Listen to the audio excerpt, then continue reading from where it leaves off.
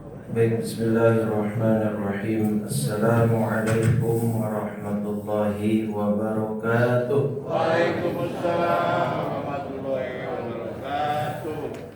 Nggak ada sarapan, jawab salamnya kenceng banget. Semangat gitu. Alhamdulillah. Alhamdulillahirabbil alamin. Wal 'aqibatu lil muttaqin, la 'udwana illa 'alal zalimin. Wassalatu wassalamu ala asyrafil anbiya wa khatamil mursalin sayyidina wa nabiyyina wa maulana Muhammadin wa ala alihi wa sahbihi ajma'in. Subhanaka la ilma lana illa ma 'allamtana innaka antal alimul hakim. Rabbi shrah li sadri wa yassir li amri wahlul 'uqdatam min lisani yafqahu qawli wa saddid lisani wahdi qalbi bihaqqi sayyidina Muhammadin sallallahu alaihi wasallam. Amma ba'd. Fa ya ayyuhal hadirun wal hadirat, segenap pengurus DKM Masjid Jami' Baitul Muhajirin, Bapak Ibu jamaah salat subuh rahimakumullah. Alhamdulillah, pagi hari ini Ahad 18 Rabiul Akhir 1447 Hijriah atau Sabtu ya. Sabtu 18 Rabiul Akhir 1447 Hijriah bertepatan dengan 11 Oktober 2025. Allah masih memberikan kita nikmat iman, Islam, panjang umur, dalam keadaan sehat walafiat. Mudah-mudahan apa yang kita lakukan, ibadah yang kita kerjakan, semua diterima oleh Allah sebagai amal saleh dan bahkan dilipat gandakan pahalanya. Amin ya rabbal alamin. Salawat teriring salam tak lupa senantiasa kita curah limpahkan kepada junjungan kita baginda Nabi besar Muhammad sallallahu alaihi wasallam serta seluruh keluarganya, para sahabat dan pengikutnya hingga yaumil qiyamah. Mudah-mudahan kita semua tergolong umat Nabi yang telah mendapatkan syafaatnya di yaumil qiyamah. Amin ya rabbal alamin. Bapak Ibu rahimakumullah, pagi hari ini kita akan masuk dalam surat ke-98, yaitu adalah surat Al-Bayyinah, yang memiliki arti bukti yang nyata. Surat ini urutan ke-98 dan memuat 8 ayat ya, secara ittifaq. Bukti yang nyata itu maksudnya Nabi ya. Jadi Al-Bayyinah itu artinya kan bukti yang nyata. Bukti apa sih? Maksudnya kehadiran Rasul sallallahu alaihi wasallam. Kita masuk ayat pertama. Bismillahirrahmanirrahim. Lam yakunil ladzina kafaru min ahlil kitabi wal musyrikina munfakkina hatta ta'tiyahumul bayyinah.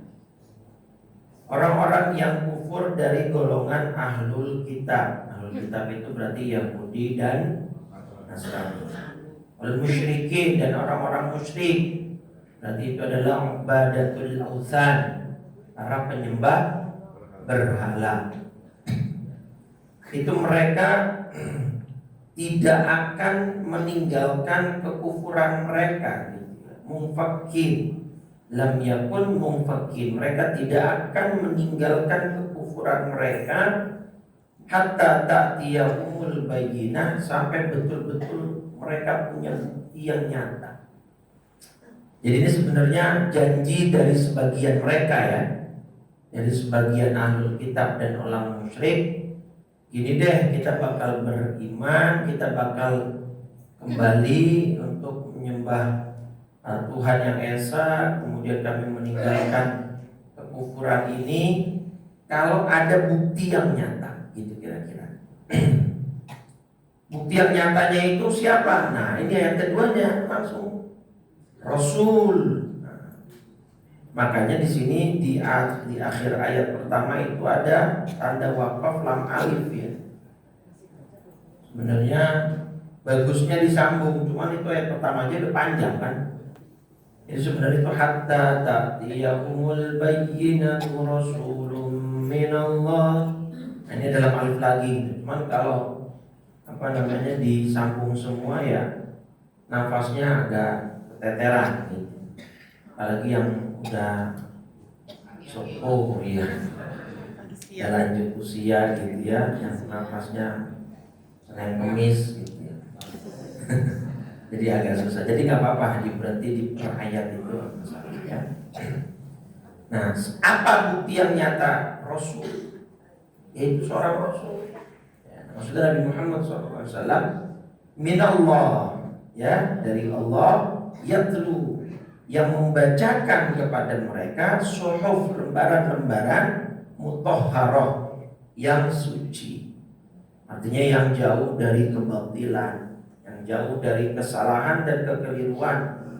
Nah, yang dimaksud adalah suhuf mutahharah ini maksudnya adalah Al-Qur'an, karena memang kitab yang dibawa Nabi adalah Al-Qur'an. Artinya udah datang nih buktinya, udah ada, yaitu seorang manusia Rasul yang datang kepada kalian untuk membacakan lembaran-lembaran yang suci. Maksudnya adalah kitab Al-Qur'an. Sebenarnya bukti nyatanya itu dua ya, nabinya sendiri ya as a prophet, dan kitab yang Nabi bawa yaitu Al-Qur'an. Ya kan? Karena kitab Quran itu sendiri yang Nabi bawa, mereka kan ditantang untuk bikin yang serupa, yang semisal, tapi akhirnya kan gak ada yang mampu. Pertama ditantang oleh Allah Subhanahu wa taala dalam surat Al-Isra surat 17 ayat 88. Itu ya. Allah bilang ini, qul la in ijtama'atil insu wal jinnu ala ayyatu bimithli hadzal qur'an la yatuna bimithlihi walau kana ba'dhum li ba'dhin dhahira. Katakanlah sesungguhnya jika manusia dan jin kumpul jadi satu, bergabung untuk membuat yang serupa dengan Al-Qur'an ini, maka mereka tidak akan dapat membuat yang serupa dengannya. Ya, dengan mungkin bisa. Ditantang bikin 10 surat. Ya, tadi Al-Qur'an gak bisa. Sekarang 10 surat deh. Ya, dalam surat Hud surat 11 ayat 13. Qul fa'tu bi asyri suwarin mithli. Katakanlah kalau memang demikian, datangkanlah 10 surat yang semisal dengan Al-Qur'an. Gak bisa juga 10 surat gak bisa. Ya udah deh, 1 surat aja. Ya, dalam surat Al-Baqarah ayat 23. Ya, wa in kuntum fi raibim mimma nazzalna ala 'abdina fa'tu bisurah. Fa'tu bisuratin min mithli. Jika kamu ragu terhadap Quran, ya udah, coba bikinlah 1 surat yang semisal dengan Al-Quran. 1 surat aja. Akhirnya mereka tidak ada yang mampu, gitu ya. Nah, jadi ini buktinya udah jelas nih, datang gitu ya. Cuma sebagaimana yang saya sampaikan gitu ya, mereka itu sebenarnya gak menerima Nabi itu alasannya, kalau kita lihat dari surat Shad surat 38 ayat 4, alasan mendasar mereka gak mau terima Nabi itu ini.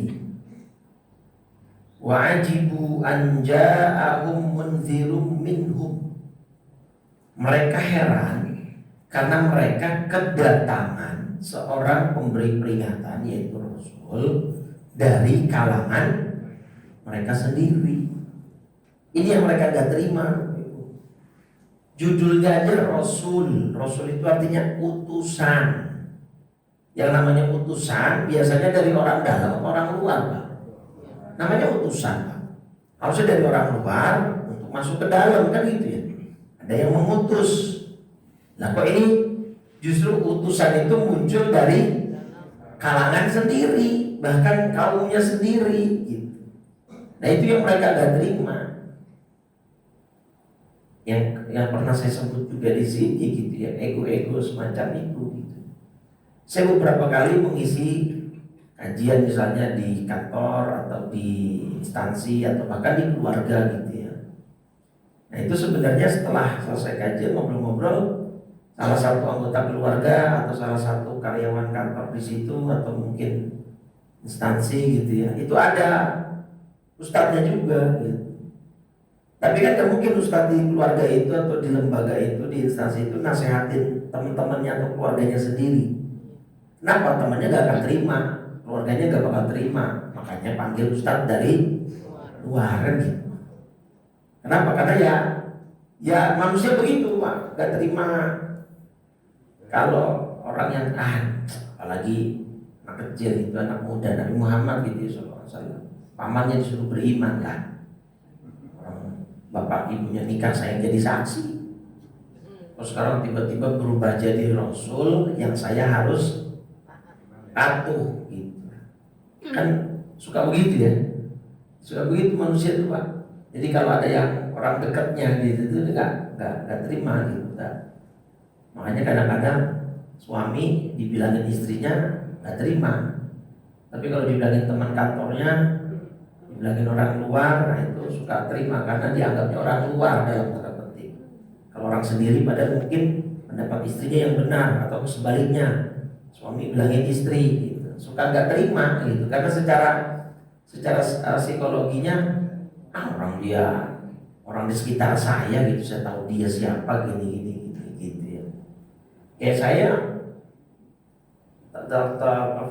tahadutsan bin ni'mah, Allah kasih fadlun minallah. Isi kajian ceramah udah sampai paling jauh saya ke Kutai Timur ya, Kalimantan Timur sana, ceramah sampai ke sana, ke Palembang, ke Lampung, ya sudah puluhan kali gitu. Tetapi di masjid depan rumah saya, nyambung ya. Orang tetangga saya ibaratnya lah, orang kecilnya saya tahu, saya kenal. Gitu. Emaknya kawin saya jadi saksi. Masa sekarang tiba-tiba jadi ustadz nasihatin kita itu apa?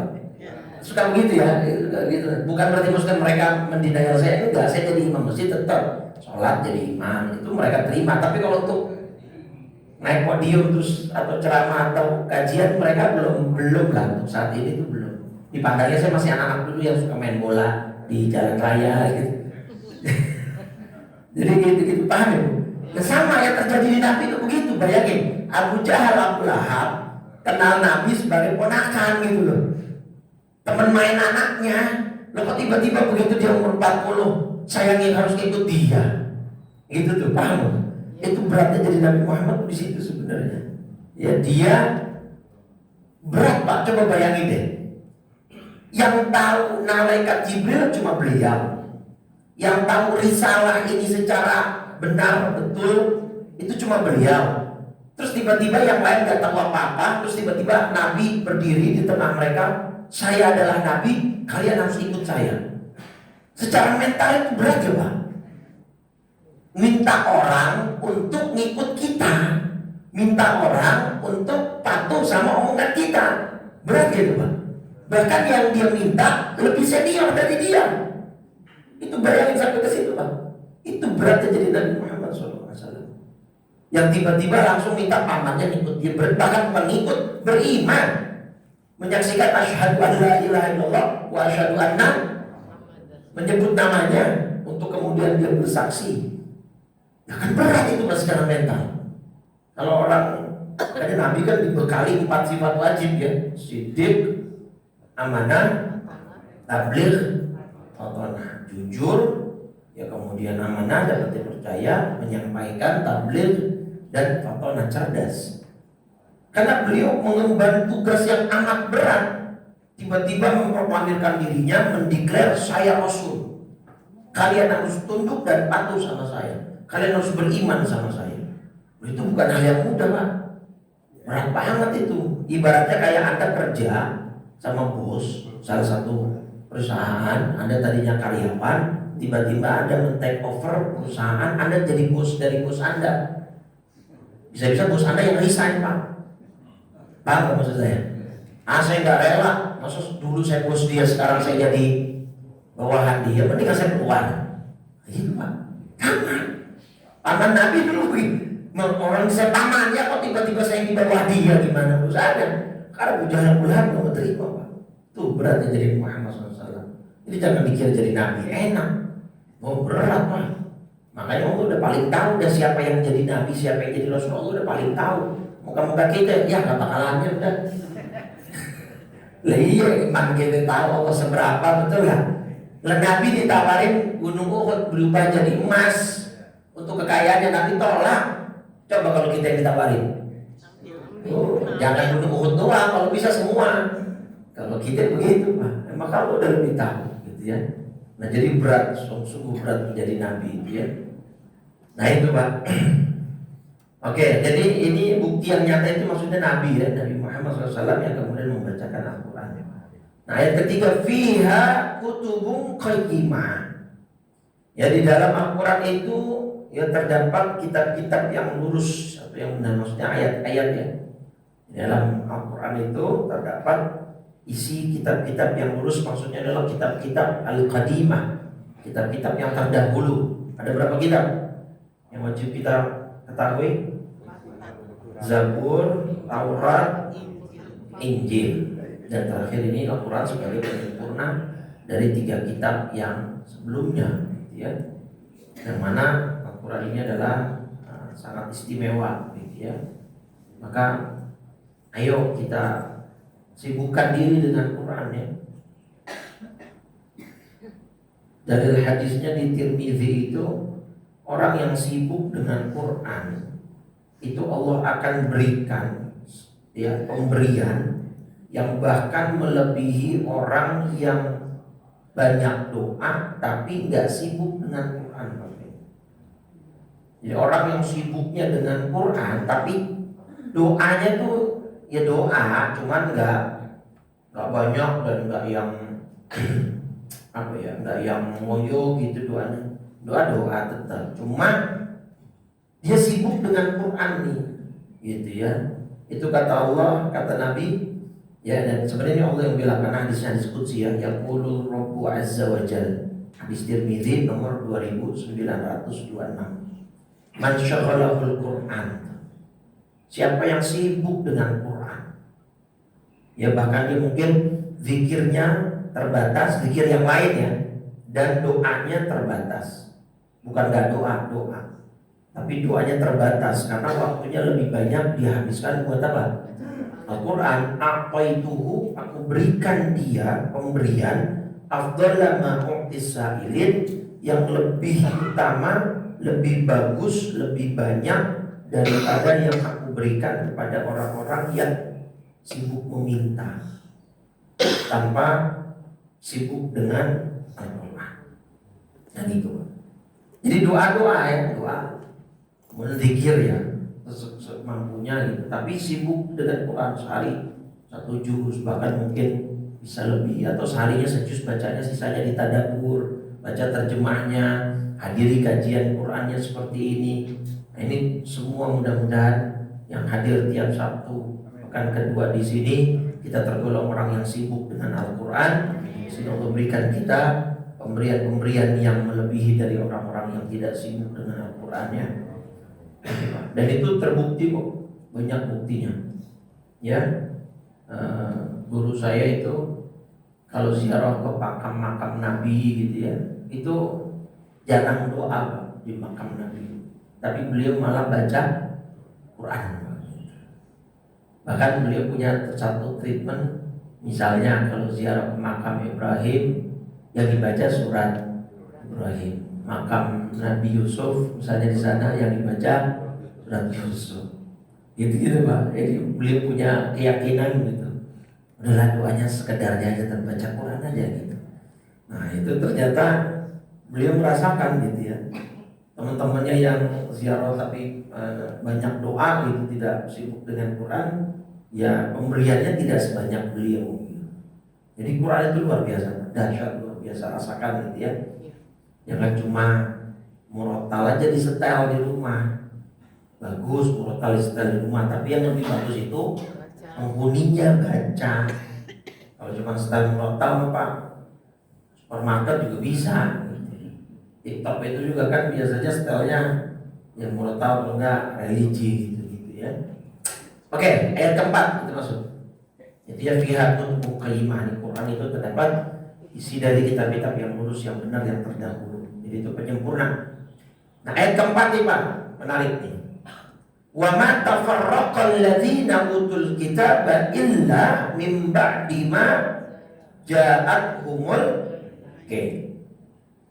Jadi tidaklah terpecah belah orang-orang ahlul kitab Yahudi dan Nasrani, melainkan setelah datang kepada mereka bukti yang nyata. Paham kalimat terjemahnya? Tidaklah terpecah belah, paham ini? Tidaklah terpecah belah para ahlul kitab, melainkan setelah datang kepada mereka bukti yang nyata. Bukti yang nyata tadi siapa maksudnya? Rasul. Oke, Nabi. Berarti ketika Nabi sudah diutus menjadi Rasul, ahlul kitabnya terpecah. Sebelum Nabi diutus menjadi Rasul tidak terpecah. Tapi begitu datang bukti yang nyata, maksudnya Nabi diangkat, dilantik menjadi Rasul, mereka kenapa terpecah? Terpecah apa dulu deh maksudnya? Terpecahnya gimana maksudnya? Ada yang beriman mengakui Nabi, ada yang tidak, itu maksudnya. Sebelumnya nggak terpecah. Artinya sebelumnya nggak terpecah sebenarnya begini Pak. Nabi dapat gelar Al-Amin itu dari siapa Pak? Yang beri gelar Al-Amin itu siapa? Hah? Orang kafir Quraisy Mekah. Orang kafir Mekah. Sebelum diangkat jadi Rasul, Nabi sudah bergelar Al-Amin. Terutama saat puncaknya itu Nabi menyelesaikan sengketa peletakan Hajar Aswad. Artinya sebelum Nabi mendeklar dirinya sebagai Rasul dan menyeru orang-orang untuk menyembah Allah itu seluruh ahlul kitab nggak terpecah. Artinya mereka menerima Nabi Muhammad SAW sebagai bagian dari warga. Bahkan mereka menghormati Nabi sebagai pemuda yang berjuluk Al-Amin. Gak ada masalah Pak. Sebelum Nabi diangkat menjadi Rasul itu gak ada masalah sama sekali. Nabi mendapatkan posisi, Nabi mendapatkan tempat, bahkan dihormati karena Al-Amin itu. Gak pernah ada satupun Nabi dalam hidupnya kena kasus gitu misalnya. Ya dalam hidupnya selama sebelum jadi Rasul terus gak pernah. Nabi hidupnya baik-baik saja, bahkan terlalu baik track record hidupnya. Sampai ingat gak waktu ketika surat Al-Lahab turun, tabbat yada abi, kan sudah lewat tuh surat itu tuh, sudah jauh lewat kan. Itu surat Al-Lahab, kita sudah surat Al-Bayyinah, itu sudah kita lewati dan zaman Baitul Majid udah di luar kepala semua. Itu gara-garanya apa? Turun surat Al-Lahab karena Abu Lahab nunjuk-nunjuk Nabi kan. Tabbat yada, celaka kedua tangan Abu Lahab. Kenapa? Karena Abu Lahab duluan yang ngomong tabballaka ya Muhammad, celaka kamu wahai Muhammad. Alihada jama'atana, apakah karena ini kamu mengumpulkan kita? Karena Nabi itu suatu hari itu mengumpulkan seluruh sukunya kan, Quraisy di lapang. Ya Nabi kemudian naik ke atas bukit, Nabi kemudian menyeru mereka untuk menyembah Allah. Tapi kalau Bapak Ibu ingat, salah satu cerdasnya Nabi memainkan psikologis mereka, Pak. Nih, perhatikan nih, ketemu di sini nanti ayatnya.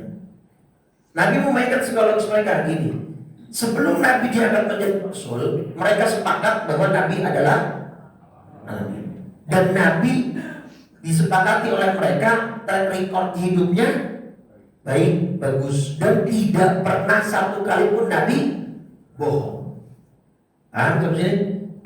Nabi naik ke atas bukit, Quraisy sudah kumpul semua. Nah Nabi gak langsung menyeru mereka menyembah Allah Pak. Nabi memainkan psikologis dan mental mereka.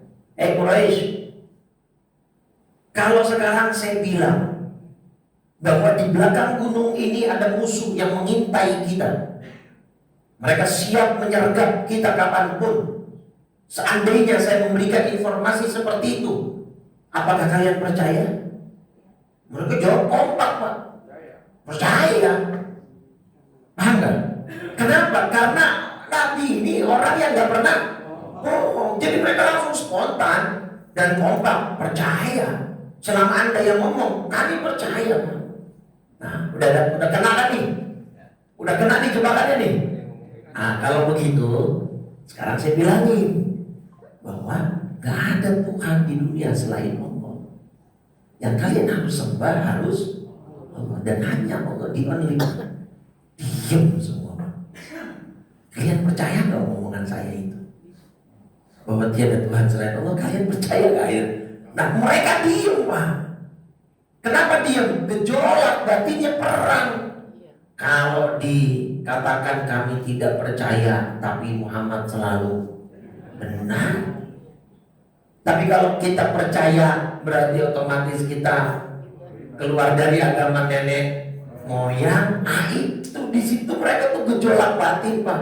Diam, hening. Nah, di tengah-tengah keheningan itulah Abu Lahab memecah keheningan dengan kemudian teriak dan nunjuk-nunjuk Nabi, Pak. Untuk apa? Memecah konsentrasi mereka, suku Quraisy. Takutnya kalau mereka kelamaan mikir, oh iya juga ya, Muhammad kan gak pernah bohong. Gak mungkin dalam satu kali ini dia bohong. Berarti benar, Tuhan itu hanya Allah. Nah, takutnya seperti itu, Pak. Kalau kelamaan nih, di situ Abu Lahab masuk. Tabbalaka ya Muhammad, celaka engkau wahai Muhammad. Alihada jama'atana, sejauh ini kamu kumpulkan kami cuma untuk masalah ini. Nah, yang menarik dari jawaban Abu Lahab itu, Abu Lahab sebenarnya menafikan kalam Nabi ya, Pak. Nah, ini coba nyambung gak nih coba? Ini dalam nih. Ya, sarapannya nggak usah dipikirin dulu, ntar. Ini pikirin sarapannya apa ya? Saya kan juga nggak tahu, Pak. Nggak ada informasi ke saya. Dari kalimat Abu Lahab yang begitu, Pak, celaka kamu Muhammad. Masa cuma gara-gara ini kamu kumpulkan kami di tempat begini jauh-jauh? Nah, dari kalimat dan statementnya Abu Lahab, apakah Abu Lahab sebenarnya menolak ucapan Nabi bahwa Tuhan itu tiada Tuhan selain Allah? Tidak, Abu Lahab pun sebenarnya tidak menolak, Pak. Dari lubuk hati yang paling dalam, Abu Lahab juga percaya ponakannya gak mungkin bohong. Paham gak, Pak? Itu makanya nanti ketika sambil pulang, kalau Bapak Ibu ingat di tafsir surat Al-Lahab itu, Abu Lahab itu sampai ngomong begini, saya bertaruh dengan seluruh harta saya. Saya bertaruh dengan jiwa raga dan keluarga saya bahwa apa yang dikatakan Muhammad itu tidak benar. Itu kan kalam-kalam orang kalau bertaruh itu kan kalam orang yang sebenarnya sudah kalah dalam mental dan argumentasi, Pak. Sehingga dia menggunakan senjata terakhir, buat taruh Anda, gak bakal. Sebenarnya cuma untuk meyakinkan orang-orang lain. Itu cerdasnya Nabi kita Muhammad SAW. Nah itu, Pak, paham itu? Nah sebenarnya mereka, akhirnya mereka terpecah lah ya. Karena tadi ketika Nabi mendeklar begitu, akhirnya ada yang beriman, ada yang, dan banyaknya yang tidak. Tapi ada yang beriman, makanya mereka terpecah gitu. Setelah datangnya Nabi, artinya setelah diangkat dan lantiknya Nabi menjadi seorang Rasul SAW gitu ya. Nah itu keterangannya ada di dalam tafsir Al-Bukhari-nya dia. Itu dia, lam yazal ahlul kitab mujtami'ina fi tasdiqi Muhammad sallallahu alaihi wasallam hatta ba'athahullah. Ya, orang-orang ahlul kitab kafir dan orang-orang apa tadi ahlul kitab Yahudi dan Nasrani itu lam yazal mujtami'in, ya, bersatu dalam membenarkan Muhammad, percaya kepada Muhammad sallallahu alaihi wasallam sampai Allah utus dia menjadi rasul. Nah, falamma bu'itha, ketika diutus Nabi menjadi rasul, tafarraqu fi amrihi, mereka terpecah, wakhtalafu, mereka berselisih, fa amana bihi ba'duhum, sebagian beriman kepada Nabi, wa kafara akharun, dan sebagian lagi tetap kufur. makanya dibilang pecah ahlul kitab itu. Gitu. Nah ya. Nah, ayat kelima. Wa ma umiru illa liya'budullaha mukhlishina lahuddin. Mereka hanya diperintah ya, kecuali untuk menyembah Allah dengan ikhlas, penuh ketaatan ya lagi hanif hanafa ya istiqamah, wa yuqimus shalah, melaksanakan salat, wa yutuz zakah, dan membayar zakat, wa dzalika dinul qayyimah, itulah agama yang lurus. Apa maksudnya ayat 5 ini, Pak? Tadi kan mereka pecah, ada yang beriman, ada 3. Nah, yang beriman itu sebenarnya, yang tidak beriman pun juga sebenarnya mereka tidak diminta apa-apa kok. Mereka cuma diminta menyembah Allah dengan ikhlas. Selesai. Karena gini, Pak, nanti ada percakapan di akhirat, Pak, antara Allah dengan orang-orang kafir, Pak. Gini, Pak. Nih, hadis Muslim nomor 2805. Yaqulullah tabaraka wa ta'ala, nanti Allah akan berdialog li ahwali ahli nari azaban, kepada orang-orang kafir yang azabnya paling ringan, ya, atau bahkan bukan hanya orang kafir lah ini, orang yang Islam tapi syirik, melakukan dosa syirik, ya, dosa syirik. Kata Allah gini, "Lau kanat lakad dunya wa ma fiha, akunta muftadiyan biha." Kata Allah kepada orang kafir ini, gini deh, saya mau tanya, kata Allah. Seandainya sekarang kalian punya kekayaan dunia dan isinya, mau gak kalian tukar, kalian gadaikan kekayaan kalian itu dengan iman? Mereka jawab, "Nah, mau ya Allah."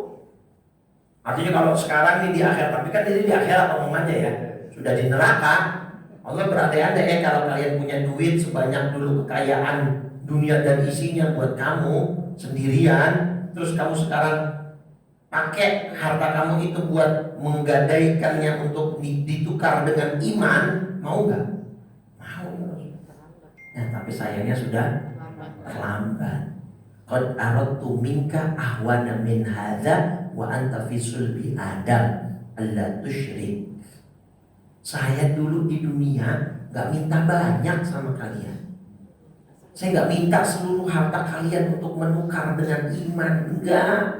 Bahkan untuk masuk Islam dan beriman gak pakai bayar. Emang ada masjid atau yayasan Islam begitu ada orang mau masuk Islam disuruh bayar registrasi, daftar? Justru mereka yang dikasih duit, uang zakat dikasih, disampaikan, atau bahkan uang santunan mu'alaf, ya kan? Makanya saking baiknya orang Islam, banyak tuh modus-modus orang yang pura-pura masuk Islam. Kan sebenarnya udah Islam, tapi tadi keliling masjid ini ngakunya mau masuk Islam. Udah masuk Islam sebenarnya, demi dapat apa? Uang santunan itu tadi, santunan mu'alaf tadi. Beberapa masjid kan programnya begitu soalnya. Nah itu, kata Allah, saya dulu di dunia gak minta harta kamu semua kok, tapi kenapa kamu kok tetap kufur? Kamu tinggal mengakui saya sebagai Tuhan, Nabi Muhammad sebagai utusan saya, selesai. Gak mesti semua harta kamu kok. Sekarang aja kamu mau nih, harta kamu semua misalnya bisa ditukar dengan iman sekarang. Kenapa dulu? Nah itu, padahal dulu kalau kamu mau beriman gak perlu ditukar dengan semua harta kamu. Zakat aja cuma 2,5%. Masih kalah kita dengan teman-teman Nasrani yang mereka puluhan kan. Kita cuma 2,5%, Pak. Nah itu, jadi mereka akhirnya menyesal, ya. Mereka akhirnya menyesal. Makanya kan Allah singgung juga tuh dalam surat Ali Imran surat 35 ayat 91. Innal ladzina kafaru wa matu wa hum kuffar, sungguh orang-orang yang kafir dan mati dalam kekufuran, falan yuqbala min ahadihim mil'ul ardi dhahaban walau iftada bi, tidak akan diterima tebusan dari seseorang di antara mereka sekalipun berupa emas sepenuh bumi. Emas nih sepenuh bumi mereka punya, mau ditukar untuk beriman ketika mereka sudah mati, udah telat, nggak bisa. Emas sepenuh bumi Pak. Sekarang aja emas RM 1 gram udah 2 juta berapa? 200. Bahkan diproyeksikan 2029 4 juta Pak. Maka jangan dijual dulu Bu emasnya Bu. Ya kalau bisa justru nambah investasi. 2029 bisa 4 juta lebih Bu katanya. Luar biasa emasnya. Nah ini emas sepenuh bumi. Coba dipakai buat tukar iman. Kalau mereka udah mati nggak berlaku, nggak bisa. Bayangin. Nah jadi sebenarnya kita punya keimanan ini berarti kita kaya loh. Kaya luar biasa kita. Emas sepenuh bumi buat ditukar iman nggak bisa, nggak dapet. Kita udah punya, kaya gitu Pak. Ya cuma duitnya aja yang rada kaya sih kaya gitu, cuma duitnya yang agak kurang gitu. Bukan kurang, maksudnya kurang bersyukur.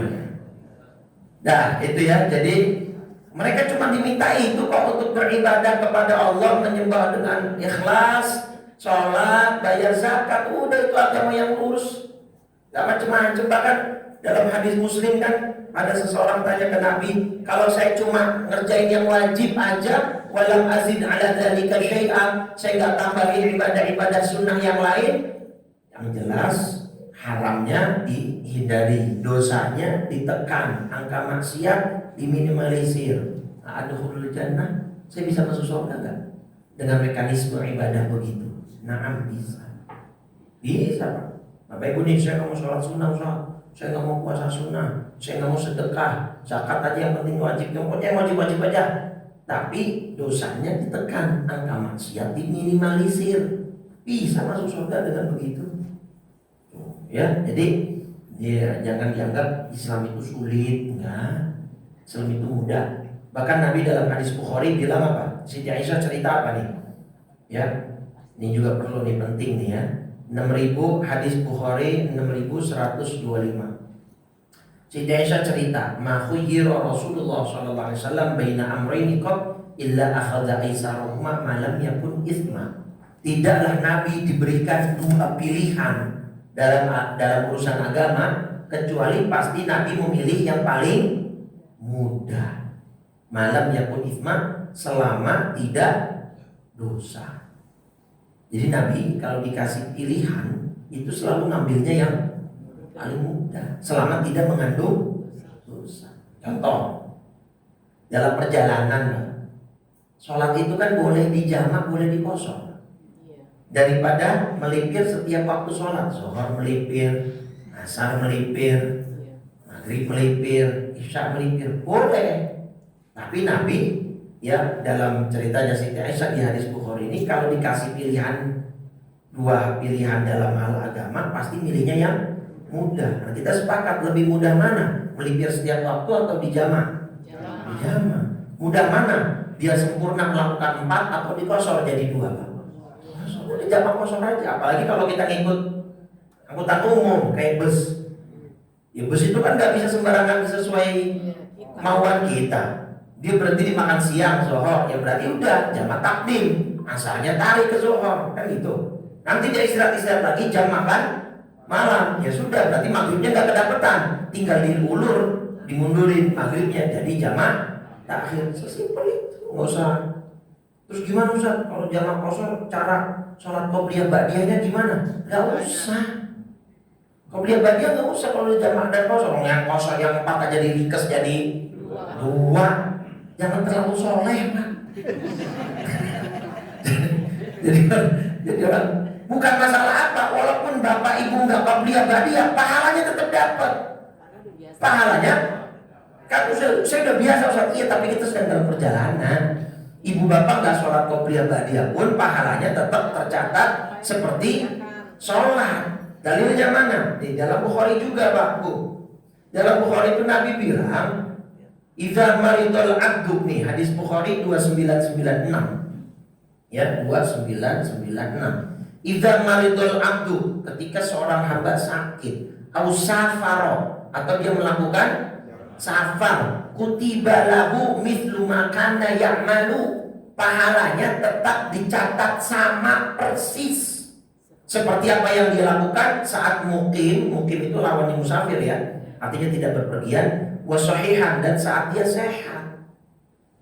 Jadi walaupun ibu musafir nih, Bapak Ibu nggak sholat qobliyah ba'diyah, pahalanya tetap tercatat sama. Soalnya kalau jamaah, bukannya nggak boleh, saya bilang bukannya nggak boleh, boleh ya sholat qobliyah, tapi kan agak ribet Pak, karena Bapak saja kan menyatukan dua waktu sholat jadi satu, gitu ya, dua sholat jadi satu waktu, nggak usah, pahalanya tetap sama kok. Kalau Bapak Ibu nggak yakin terus tetap mau sholat, berarti Bapak Ibu nggak percaya sama Nabi. Nabi yang ngomong kok, Sahih Bukhari. Jadi itu maksud saya nggak usah terlalu soleh itu orang lagi musafir. Banyak banget yang dibaca, banyak banget yang musafir itu kata Nabi qat'atun minal azab.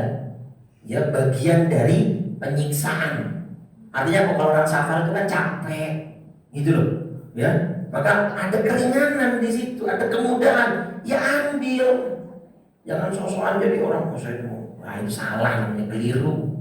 Mau dapat pahala. Misalnya biasa sehari 1 juz, dalam safar kan nggak mungkin 1 hari 1 juz. Capek, apalagi kita bapak-bapak yang nyupir, yang driving, nggak mungkin kan? Masa baca Quran sambil nyetir? Nah, akhirnya ada nanti malah kecelakaan. Baca Quran sebisanya semampunya. Ya kalau bisa 1 juz alhamdulillah. Kalau nggak bisa tetap pahalanya sama. Itu kemudahan-kemudahan dalam Islam. Jadi jangan Islam itu yang ketat gimana, yang keras. Enggak, Nabi selalu ngambil yang mudah. Selama catatannya hal yang mudah itu bukan dosa. Selama bukan dosa pasti Nabi ngambil yang mudah itu. Gitu ya. Oke. Nah ini kayaknya gak keburu nih ayat 6, 7, 8-nya. Ya, nanti insya Allah kita bahas di pertemuan yang akan datang. Ada pertanyaan nggak? Silakan kalau ada yang ingin ditanyakan.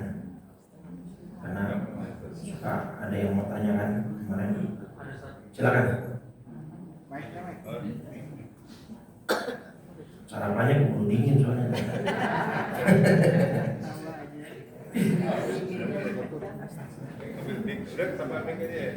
Silakan, mana yang mau nanya? Ayo langsung aja. Kalau nggak ada mic langsung. Ya. Waalaikumsalam warahmatullahi wabarakatuh. Ini berkenaan dengan ayat yang ketiga dari tadi. Ketiga pengumpat. Tempat ya. Tempat. Di dalam terbicara orang-orang ahli kitab. Ini kan masa Rasulullah kan berarti kan orang hadir Quraisy ya Ustaz ya. Udah nyala. Jadi ahlul kitab ini di sini kan logikanya buat kalangan Quraisy dari Sirah Nabawi itu kan orang Quraisy dianggap pagan atau musyrik. Jadi kalau ahlul kitab ini apakah orang Quraisy itu Nasrani atau orang Yahudi? Ya Yahudi kan bukan juga ya. Quraisy kalau kita kan orang pagan atau orang musyrik gitu ya Mas. Oke, baik. Jadi gini, yang perlu diperhatikan, Nabi diutus kan nggak cuma buat suku Quraisy. Nah, dari Yaman, dari sekitar Jazirah Arab, Hijaz gitu ya. Yang kalau sekarang mungkin daerah-daerah Syria, Damaskus atau daerah Khurasan, kalau sekarang Iran, Irak. Artinya di situ tetapkan ketika Nabi dilantik menjadi Rasul, semua agama, semua agama-agama terdahulu, maksudnya umat-umat terdahulu, biarpun dia mengikuti agama Islam yang dibawa oleh Nabi sebelumnya, Nabi Isa atau Nabi Musa, seperti yang ketika Nabi ketemu di usia 8 tahun, Nabi dibawa sama Abu Thalib ke Syam. Nabi ketemu sama siapa? Abu Hurairah. Ya, sebenarnya artinya Buhairah itu kalau diterjemahin pendeta kan konotasinya kalau sekarang negatif ya. Sebenarnya itu maksudnya Buhairah itu ahlul kitab. Dia ahli kitab Injil gitu, Buhairah itu. Karena kan sebelum Nabi Muhammad Nabi Isa. Nah, Buhairah ini ahli kitab Injil. Ya kalau kita sebutannya ya ustaz sebenarnya. Kan gitu. Nah, cuma kan Buhairah ketemu Nabi saat Nabi masih usia 8-9 tahun itu. Artinya nabinya belum diutus menjadi Rasul. Sampai Buhairah kan ngomong, Abu Thalib, bawa ini anak pulang. Kenapa? Karena orang-orang Yahudi mengincar dia. Nah gitu. Jadi jangan dibatasi. Cuma maksudnya ayat ini cuma ke suku Quraisy yang di Mekah saja, tidak. Karena Nabi diutusnya untuk semua alam gitu ya. Orang Yahudi mengincar dia ini, gitu. Nah, jadi dalam hal ini, kalau orang kafir Quraisy-nya masuknya ke ini Pak tadi al-musyrikin, ya al-musyrikin dan mufakin, musyrikin orang-orang yang menyembah berhala tadi, orang-orang musyrik, itu paganisme tadi. Itu jadi jangan diartikan atau jangan dibatasi bahwa hanya Nabi itu untuk suku Quraisy, enggak, maksudnya semua. Ketika Nabi sudah diangkat, dideklar menjadi seorang rasul, ya semua orang-orang Syam, orang-orang Khurasan, itu yang mereka masih menganut kitab-kitab terdahulu, sudah mereka harus berubah haluan, harus mengimani Nabi Muhammad SAW. Makanya orang-orang Yahudi itu kan dikategorikan apa? Al-maghdub alaihim dalam surah Al-Fatihah, ya al-maghdub alaihim ghairil maghdubi alaihim. Al-maghdub itu orang yang dimurkai. Siapa? Orang Yahudi. Kenapa? Karena salah satu alasannya mereka ketika Nabi sudah diangkat menjadi rasul, mereka tidak mau beriman. Gitu ya. Jadi jangan dibatasi cuma di kota Mekah dan suku Quraisy. Jadi semua maksudnya. Semua yang hidup di zaman Nabi saat itu, ketika Nabi sudah menjadi bukti yang nyata, menjadi al-bayyinah, Nabi diutus menjadi seorang rasul, semua harus iman, semua harus berubah haluan gitu. Oke, ada lagi? Silakan. Waalaikumsalam. Rasulullah betul. Betul, Al-Quran. Ya. Nah, sedangkan pada saat itu kan Al-Quran belum ada kitab, ya. Betul. Hanya berupa wahyu. Itu bagaimana mendatangkan bahwa kitab itu apa maksudnya? Oke, nah menarik. Pertanyaannya bagus Pak, menariknya detail. Karena pertanyaan Bapak bagus, nanti di depan ada motor Pak.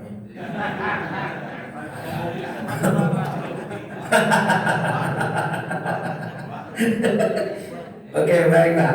Pertama gini, secara spesifik bayyinah itu adalah nabi, rasul. Ya. Nah di sini kalimatnya ayat kedua yatlu Pak, pakainya fi'il mudhari. Nah fi'il mudhari itu adalah satu kata kerja ya yang menyatakan waktu sekarang dan untuk yang akan datang. Artinya tentunya ketika Nabi baru pertama kali diangkat menjadi rasul, ya bukti yang nyata cuma Nabi. Cuma setelah itu ada wahyu turun, nah step by step Nabi kemudian menyampaikan Al-Quran. Makanya bahasanya yatlu Pak, yang akan membacakan, bahasanya kalau secara harfiah gitu ya.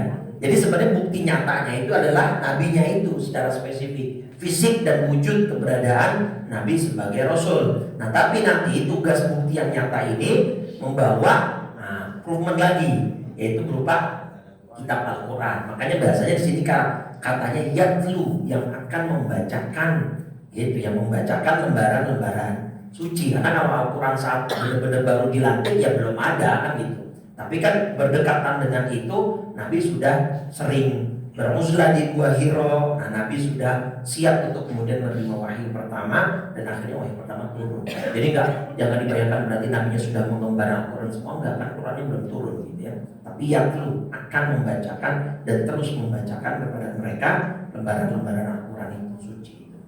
Oke, bagus. Ada lagi? Ibu? Oke, kalau tidak ada, berarti kita sisa 3 ayat ya, 6, 7, dan 8 ya. Insya Allah nanti itu akan kita bahas di pertemuan yang akan datang. Mudah-mudahan panjang umur, sehat walafiat ya. Mudah-mudahan jamaah Baitul Muhajirin tambah kompak, dan mudah-mudahan sarapan ini gak cuma hari ini. Ya maksudnya di pengajian-pengajian yang lain juga nggak mesti cuma jadwal saya gitu maksudnya. Baik, mudah-mudahan Allah terima semua amal ibadah kita dan niat-niat kita. Kita akhiri dengan 3 kali kalimat tauhid dan waqaful majlis. Qala Rasulullah sallallahu alaihi wasallam, afdhalul dzikri fa'lam annahu la ilaha illallah.